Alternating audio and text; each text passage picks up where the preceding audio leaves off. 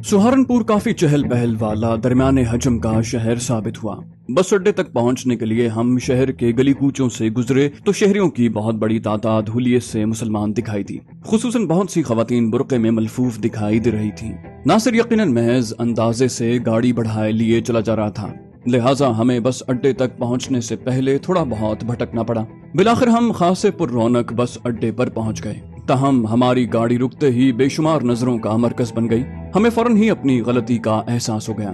चुनाचे मैंने बिला तवक्कुफ नासिर को कहा कि यार यहाँ से निकल चलो, हम तमाशा बन गए हैं। नासिर ने ताइद में सर हिलाते हुए फौरन ही गाड़ी रिवर्स की और महज चंद सेकंडों में वहां से रवाना हो गए। मुझे यकीन था कि इतने मुख्तसर वक्त में बस अड्डे पर मौजूद अफराद में से किसी ने भी हमें अच्छी तरह से नहीं देखा होगा। हम वहां से निकलकर अललटप आगे बढ़े और कई सड़कों और गलियों से गुजरकर कदरे कम आबाद इलाके में आ गए।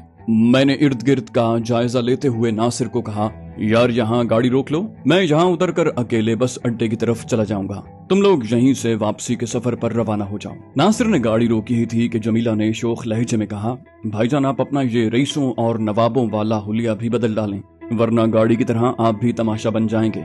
जरा सोचें, इतना दौलतमंद दिखाई देने वाला बंदा बसों में क्यों धक्के खाएगा।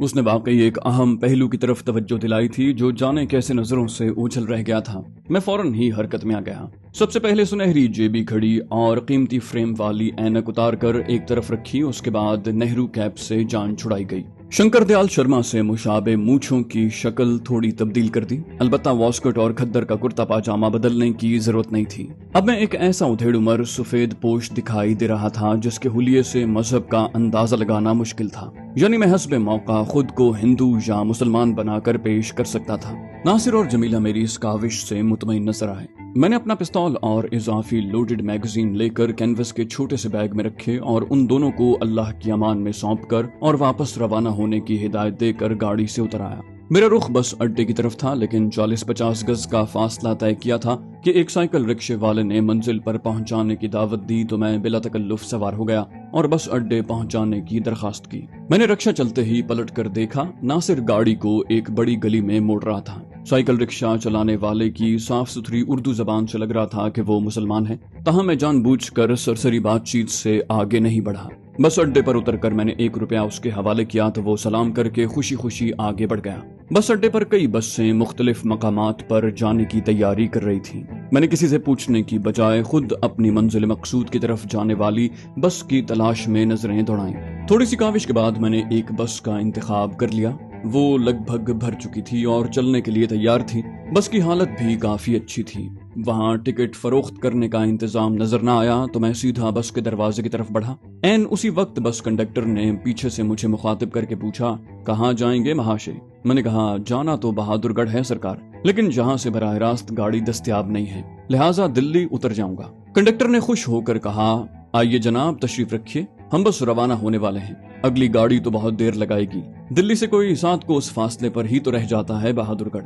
जरा दम लेकर हरियाणा जाने वाली कोई भी सवारी पकड़ लेना। मेरी गुफ्तगू से मुसलमान होने का अंदाजा लगाते ही वो नस्तालिक उर्दू में चहकने लगा। उसकी बातें बनाने की हौसला शिकनी करने के लिए मैंने मजीद कुछ कहने की बजाय असबात में सर हिलाना काफी समझा और बस में सवार होकर दरमियानी हिस्से में एक खाली सीट पर जा बैठा। मेरा अधेड़ उमर पड़ोसी शक्ल सूरत से कश्मीर या देहरादून के इलाके का लग रहा था, जिसने खासे खुशगवार मौसम में भी खुद को ऊनी चादर में लपेट रखा था। उसने मुझ पर नजर डाली लेकिन फिर नजरअंदाज कर दिया। कुछ ही देर में पता चला कि वो जम्मू का बकरवाल गोजर था, जो मजहबन शायद मुसलमान था और अपने भाई और भतीजे के साथ सफर कर रहा था, जो हमसे आगे सीटों पर बराजमान थे। उन तीनों के दरमियान बातों का सिलसिला वक्तन फवक्तन चलता रहा। ये सूरत हाल देखकर मैंने इत्मीनान का सांस लिया। उस शख्स को वक्त गुजारी के लिए भी मुझसे गपशप लगाने और मेरी जाती मालूमात कुरेदने की जरूरत नहीं थी। जैसे ही गाड़ी चली मैंने हस्बे मामूल गैर महसूस अंदाज में अपने तमाम हम सफरों का बारी बारी जायजा लिया। मेरी कुव्वत मुशाहिदा या छठी हिस्स ने उनमें से किसी के हवाले से खतरे का अलार्म नहीं बजाया। अलबत्ता मेरे अंदाजे के मुताबिक कंडक्टर खासा बातूनी था, लेकिन मुसाफिरों से किराया वसूल करने के बाद वो भी ड्राइवर के पास जमकर बैठ गया। सड़क ज्यादा चौड़ी नहीं थी और उसकी हालत भी ज्यादा अच्छी नहीं थी, लिहाजा उसने सिर्फ 22-23 मील का फासला तय करके देवबंद के कस्बे तक पहुंचने में 1.25 घंटा लगा दिया। جس سے مجھے اندازہ ہوا کہ دلی تک مزید لگ بھگ 100 میل کا فاصلہ طے کرنے میں کم از کم 6 گھنٹے اور لگیں گے اور رات پڑ جائے گی۔ خیر مجھے کون سا دفتر میں حاضری لگانی تھی، چنانچہ میں نے گود میں رکھے کینوس کے بیگ کو بازوؤں میں جکڑ کر آنکھیں بند کر لیں۔ مجھے اطمینان تھا کہ دلی کے سفارت خانے میں اختر خان صاحب سے ملاقات کے طریقے ڈھونڈنے میں اب زیادہ سر نہیں کھپانا پڑے گا، جبکہ شب بصری کے لیے مناسب ٹھکانہ بھی بدستور دستیاب تھا۔ بس دیوبند میں صرف چند منٹ رکی، 3 مسافر اترے اور 2 سوار ہوئے۔ وہ دونوں بھی مجھے حلیے اور شکل و صورت سے بے ضرر لگے، لہٰذا میں نے اپنے دماغ کو ایک بار پھر خیالات کی وادی میں بھٹکنے کے لیے چھوڑ دیا۔ اب تک کے تجربے سے لگ رہا تھا کہ دلی تک پہنچنے کے لیے یو پی پہنچنے کی حکمت عملی بہت مناسب تھی۔ امید ہی کی جا سکتی تھی کہ ناصر اور جمیلہ بھی بخیر و عافیت اپنے ٹھکانے پر پہنچنے میں کامیاب ہو جائیں گے۔ لگ بھگ 1 گھنٹہ مزید سفر کرنے کے بعد بس مظفر نگر پہنچ گئی اور کچھ دیر ٹھہرنے کے بعد پھر چل پڑی۔ میرٹھ پہنچنے میں مزید 1.5 پونے 2 گھنٹے لگے۔ شام گہری ہو رہی تھی لیکن بس ڈرائیور نے مسافروں کی میرٹھ میں رک کر کھانا کھانے کی فرمائش رد کر دی۔ اس کا کہنا تھا کہ اگر ہم زیادہ دیر رکتے ہوئے چلے تو دلی پہنچتے پہنچتے آدھی رات ہو جائے گی، لہٰذا رات کے کھانے اور بس کی دیکھ بھال کے لیے لگ بھگ 1.5-2 گھنٹے بعد محی الدین پور میں رکا جائے گا۔ لیکن جب بھوک سے بیتاب کچھ مسافروں کی صدائے احتجاج زور پکڑنے لگی تو ڈرائیور نے ہار مان لی اور 1 گھنٹے کے بعد مودی نگر کے صنعتی قصبے میں ایک ڈھابے پر بس روک لی۔ وہاں کا کھانا مجھے کیا پسند آتا، لیکن میں نے احتیاطاً پیٹ بھر لینا مناسب سمجھا۔ مسافروں کے شکم سیر ہونے کے بعد بس روانہ ہوئی تو اس کی رفتار خاصی تیز تھی۔ ادھر بیشتر مسافر اونگھنے لگے تھے۔ بس غازی آباد کے خاصے پر رونق شہر سے گزری، لیکن 2 مسافروں کو اتارنے کے علاوہ ڈرائیور نے رفتار کم نہ کی۔ ایک بار پھر دریائے جمنا کا پل پار کر کے ہم دلی کی حدود میں داخل ہوئے تو نصف شب میں ابھی کچھ وقت باقی تھا، تاہم اڈے پر خاصی چہل پہل تھی۔ میں نے بس سے اترتے ہی ایک سائیکل رکشے پر بیٹھ کر سلطان ہند حضرت نظام الدین اولیاء کے دربار چلنے کو کہا۔ اس بھرے پورے شہر میں ایک وہی ایسی ہستی ہیں جو رات اور دن کسی بھی پہر اپنے در پر آنے والوں کو کبھی واپس نہیں پھیرتی۔ سائیکل رکشے والا مزید کچھ پوچھے بغیر تیز تیز پیڈل چلانے لگا۔ رات طویل تھی اور رات تیزی سے آگے بڑھ رہی تھی، اسے بھی روزی سمیٹ کر گھر جانے کی جلدی ہوگی۔ ہم دونوں میں راستے بھر برائے نام بات ہوئی۔ مجھے بڑے دروازوں پر اتار کر اس نے میرے دیے ہوئے 2 روپے خوشی خوشی قبول کر لیے اور وہاں سے چل دیا۔ میں نے دربار کے احاطے میں داخل ہونے کے بعد وضو خانے کا رخ کیا اور پھر حسب دستور پہلے طوطی ہند حضرت امیر خسرو کے در پر اور پھر خواجہ نظام الدین کی تربت پر حاضری دے کر فاتحہ پیش کی۔ زائرین کے احاطے میں لگ بھگ سناٹا طاری تھا۔ میں نے اپنے پسندیدہ گوشے کا رخ کیا۔ حسب توقع وہاں چند ہی لوگ ایک دوسرے سے کافی فاصلے پر بستر بچھائے خواب خرگوش کے مزے لے رہے تھے۔ میں نے اپنے بیگ سے اونی چادر نکالی اور ایک طرف بچھی چٹائی پر لیٹ گیا۔ کینوس کا بیگ تکیے کے طور پر سر کے نیچے رکھا تھا۔ کچھ سوتے کچھ جاگتے رات کٹ گئی۔ میں نے درگاہ سے ملحق بازار میں ناشتہ کیا اور واپس اپنے ٹھکانے پر آ گیا۔ مجھے دوپہر تک کا وقت وہیں گزارنا تھا۔ دراصل مجھے اچھی طرح یاد تھا کہ جامع مسجد گزشتہ بار اختر خان صاحب سے ملاقات کی بہت عمدہ جگہ ثابت ہوئی تھی اور انہوں نے بتایا تھا کہ وہ ہر جمعے یہی نماز پڑھنے آتے ہیں، اور آج بھی جمعہ تھا۔ 12 بجے سے ذرا پہلے میں درگاہ سے باہر نکلا اور ایک آٹو رکشہ روک کر چاندنی چوک چلنے کو کہا۔ دلی کی کشادہ سڑکوں پر دوڑتے رکشے نے مجھے چند ہی منٹ میں جامع مسجد کے پہلو والے اس دروازے کے قریب اتار دیا جہاں سے اختر خان مسجد میں داخل ہوا کرتے تھے۔ میں محض احتیاطاً جلدی میں آ گیا تھا، ورنہ مجھے معلوم تھا کہ ان کی آمد میں ابھی بہت وقت ہے۔ میں وقت گزاری کے لیے اسی چائے خانے میں جا بیٹھا جہاں سے مذکورہ دروازہ میری نظروں میں رہتا تھا۔ چائے کا آرڈر دینے کے بعد میں نے میز پر پڑے اس روز کے اخبار کو اٹھا لیا۔ میں نے وہ اخبار کھنگالتے ہوئے چائے کی 2 پیالیاں ختم کی اور پھر اٹھ کھڑا ہوا۔ مسجد میں پہنچ کر میں نے وضو کیا اور ایک ایسی جگہ بیٹھ گیا جہاں سے میری توجہ کا مرکز دروازے سے اندر آنے والا ہر مسافر میری نظروں کے سامنے سے ہو کر گزر سکتا تھا۔ میں بےتابی سے انتظار کرتا رہا لیکن اختر خان صاحب کی صورت نظر نہ آئی، حتیٰ کہ نماز کھڑی ہو گئی۔ میں نے نماز پڑھی اور پھر محض احتیاطاً سنتوں اور نفلوں کی ادائیگی میں مصروف نمازیوں کا جائزہ لیتے ہوئے مسجد کا چکر لگایا، لیکن بے سود۔ میں مسجد سے باہر نکل کر بھی انتظار کرتا رہا لیکن مقصد حاصل نہ ہوا۔ اب مجھے یقین ہو چلا تھا کہ اختر خان صاحب کی یقینی آمد کے حوالے سے میرا اندازہ غلط نکلا ہے۔ اب اس کے علاوہ کوئی چارہ نہ تھا کہ میں پاکستان کے سفارت خانے کا رخ کروں۔ میں نے ایک سائیکل رکشہ روکا اور اپنے مطلوبہ علاقے کی طرف چلنے کو کہا۔ کافی طویل فاصلہ طے کرنے کے بعد رکشہ پہلے گاندھی میدان اور پھر کوتوالی تھانے کے سامنے سے گزرا، جہاں ظہیر اور میں اپنی زندگی کے چند انتہائی تکلیف دہ اور سنسنی خیز دن رات گزار چکے تھے۔ کچھ مزید فاصلہ طے کرنے کے بعد رکشہ کشادہ اور عالی شان دفتری عمارتوں کے علاقے میں داخل ہو گیا۔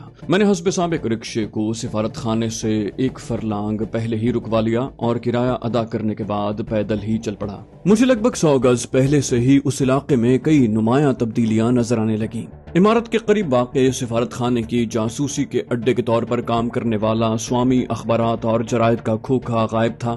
حلوائی کی دکان پر بھی تالا پڑا ہوا تھا۔ سڑک کنارے لگے پتھاروں کا بھی صفایا ہو گیا تھا۔ میں اندازہ ہی لگا سکتا تھا کہ یہ سب کارروائیاں خفیہ والوں کی طرف سے اپنی کارکردگی دکھانے کے لیے کی گئی ہوں گی۔ میں بظاہر بے نیازی سے سفارت خانے کے سامنے سے گزر گیا۔ ویسے تو امید کم ہی تھی، لیکن قسمت آزمائی میں کیا حرج تھا؟ شاید اختر خان کسی اور مسجد میں نماز جمعہ پڑھ کر واپس آتے ہوئے مجھے مل جاتے، لیکن میری یہ امید پوری نہ ہو سکی۔ میں کافی آگے جانے کے بعد واپس مڑا اور ایک بار پھر بے نیازانہ انداز سے سفارت خانے کے سامنے سے گزرا۔ کاش میرے پاس اندر پیغام پہنچانے کی کوئی صورت ہوتی۔ میں بار بار وہاں چکر لگا کر نظروں میں آنے کا خطرہ مول نہیں لے سکتا تھا۔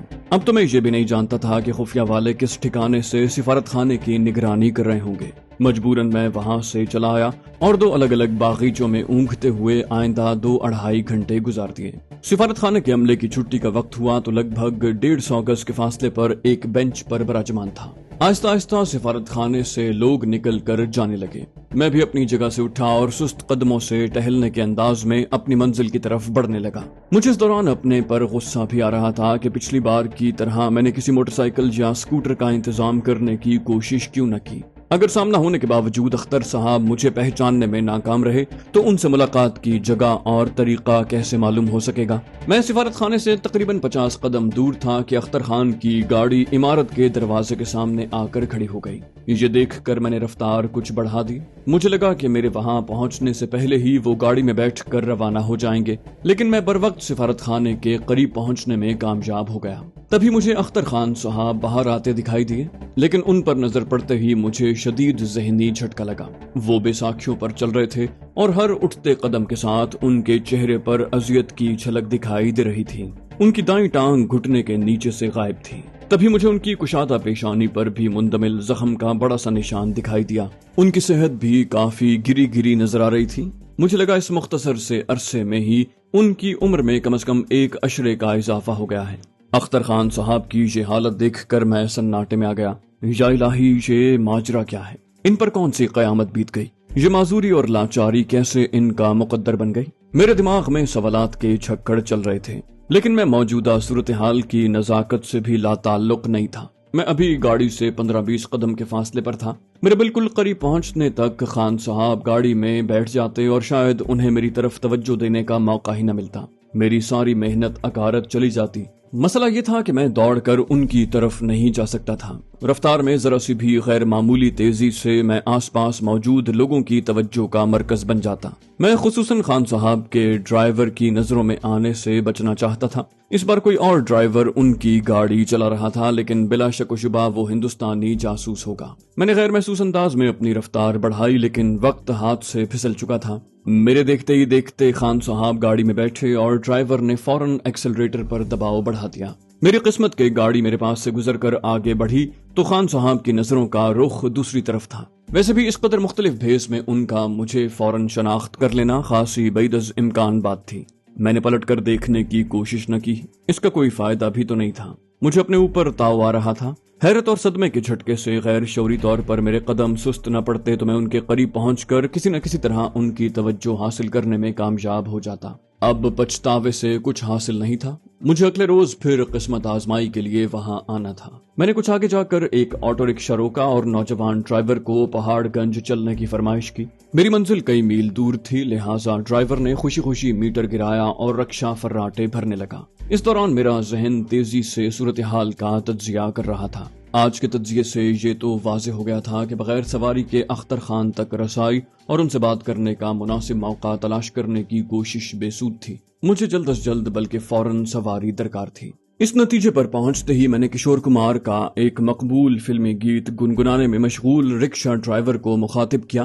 तुम्हारी आवाज तो बहुत बढ़िया है लड़के, थोड़ी सी रियाज कर लो तो फिल्मी गायक बन सकते हो। मेरी बात सुनकर उसका चेहरा खुशी से खिल उठा। बोला धन्यवाद सरकार, बस शौकिया थोड़ा बहुत गा लेता हूँ, लेकिन गायक बनने का कोई खास शौक नहीं है। मैंने उसके लहजे में मौजूद इजहार तशक्कुर का फायदा उठाते हुए कहा, चलो गायकी न सही, हीरो के किरदार में किस्मत आजमाई करने के लिए बम्बई का चक्कर लगा लो। कद काट शक्ल सूरत से बने बनाए राजेंद्र कुमार हो, काला कोट पहन लो तो फिल्म कानून के वकील बाबू दिखाई दोगे। मेरी इस मक्खन पॉलिश को सफेद झूठ भी नहीं कहा जा सकता था। रिक्शा ड्राइवर वाकई शक्ल सूरत का खासा अच्छा था, अलबत्ता कद में कुछ मार खा गया था, इसलिए मैंने मुतवस्सत कद के राजेंद्र कुमार से उसका मुआवजा किया था। बहरहाल मेरी बात सुनकर वो खुशी से झूम उठा और उसके दिल में जाने कब से छुपी ख्वाहिशात अंगड़ाई लेकर बेदार हो गई। उसने दावा किया कि उसके जानने वाले भी कुछ ऐसी ही बातें करते हैं और वो भी एक जमाने में अदाकार बनने का ख्वाहिशमंद था। घर की दाल रोटी की जिम्मेदारियां शानों पर न होती तो शायद वो वाकई किस्मत आजमाई के लिए बम्बई की फिल्म नगरी चला जाता। मैंने कहा, अब अगर इरादा हो तो मैं अपने दोस्त का पता देता हूँ, वो तुम्हें भाड़े पर टैक्सी भी दिला देगा और फिल्म इंडस्ट्री में अपने किसी न किसी वाकिफ से भी मुलाकात का बंदोबस्त कर देगा। कालिदास नामी उस नौजवान ने दिलचस्पी जाहिर की तो मैंने असलम भाई का पता उसे बता दिया। इस दौरान में वो पूरी तरह मेरा मुरीद बन चुका था। मैंने बताया कि मैं बम्बई से ही दिल्ली मुंतकिल हुआ हूँ, जहाँ मैं पहले भाड़े पर टैक्सी चलाया करता था। फिर मैंने एक सेठ के यहाँ लेबर सप्लायर की नौकरी कर ली, लेकिन कुछ दिन पहले सेठ के मरने के बाद उसका खानदान कारोबार फरोख्त करके लंदन चला गया और मैंने अपनी तमाम जमा पूंजी समेत रोजगार की तलाश में दिल्ली मुंतकिल होने का फैसला किया। कालिदास को मेरी गुफ्तगू में गहरी दिलचस्पी लेते देखकर मैंने मतलब की बात की। कहा, यार कालिदास, तुम्हारे इस शानदार ऑटो को देखकर मेरे दिल में भी एक ख्याल आया है। पहले ये बताओ, तुम भाड़े पर इसे चला रहे हो या मालिक हो? मेरी बात सुनकर उसके चेहरे पर मुर्दनी छा गई। उसने बुझे बुझे लहजे में कहा, नहीं सरकार, मेरे पास इतने पैसे कहाँ हैं। मैं पहले साइकिल रिक्शा चलाता था। सेठ जगदीश्वर प्रसाद के पास 7 ऑटो और 11 टैक्सियां हैं। टैक्सी भाड़े पर देने से तो उसने साफ इनकार कर दिया। बहुत मिन्नत समाजत के बाद ऑटो लिया है। 40 रुपया भाड़ा देने के बाद भी भगवान की कृपा से अब अच्छा गुजारा हो जाता है। मैंने पूछा, उसने टैक्सी क्यों भाड़े पर नहीं दी?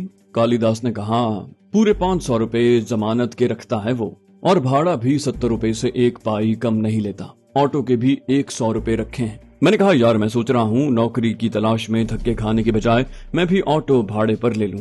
क्या तुम इस सिलसिले में मेरी मदद कर सकते हो? मेरी बात सुनकर उसने नीम गर्म जोशी से कहा, मैं तो बस इतनी मदद कर सकता हूँ सरकार कि तुमको सेठ जगदीश्वर के मुंशी प्रेमनाथ से मिलवा दूं। सिफारिश तो वो अपने बाप की भी नहीं मानता। मेरा ख्याल है जमानत की रकम ठीक दे दो तो वो ऑटो भाड़े पर देने से इनकार नहीं करेगा। मैंने कहा, तो फिर वक्त खराब करने की क्या जरूरत है भाई, मुझे सीधा वहीं ले चलो। मेरी बात सुनकर उसने कुछ सोचा और फिर अगले चौराहे से ऑटो मोड़कर एक सड़क पर दौड़ाने लगा। वो कह रहा था, उस पाखंडी प्रेमनाथ ने गरीब टैक्सी ऑटो ड्राइवरों का खून चूस कर बहुत माल बनाया है। सेठ जगदीश के पास तो आधा माल ही पहुंचता है, बाकी तो ये दबा लेता है।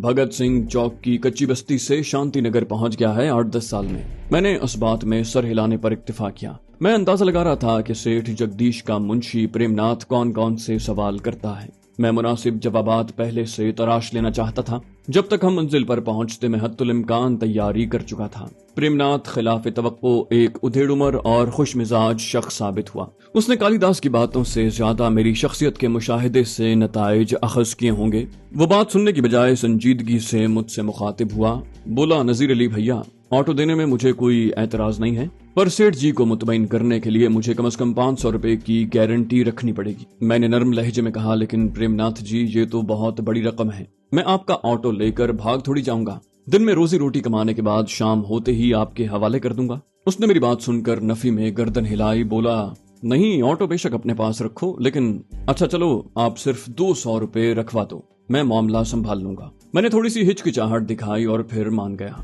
मैंने पूछा, अच्छा ये बताइए आप मेरा ऑटो कब मेरे हवाले करेंगे? उसने शाने उचकाए बोला, अभी ले लो, रकम जमा करवाओ और चांदनी चौक में हमारे गिराज से रिक्शा ले लो, मैं शाम को वहीं होता हूँ। تمہاری مرضی ہے کہ بھاڑا روز دینا ہے یا ہفتے کے ہفتے۔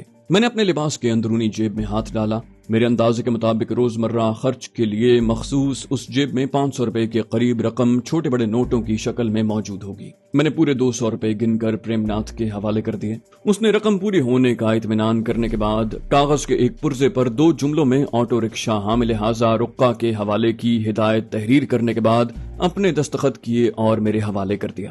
مجھے آٹو رکشا دلوانے کے بعد کالی داس کرایہ وصول کرنے سے گریزاں تھا، لیکن میں نے زبردستی 10 روپے اس کی جیب میں ٹھوس دیے۔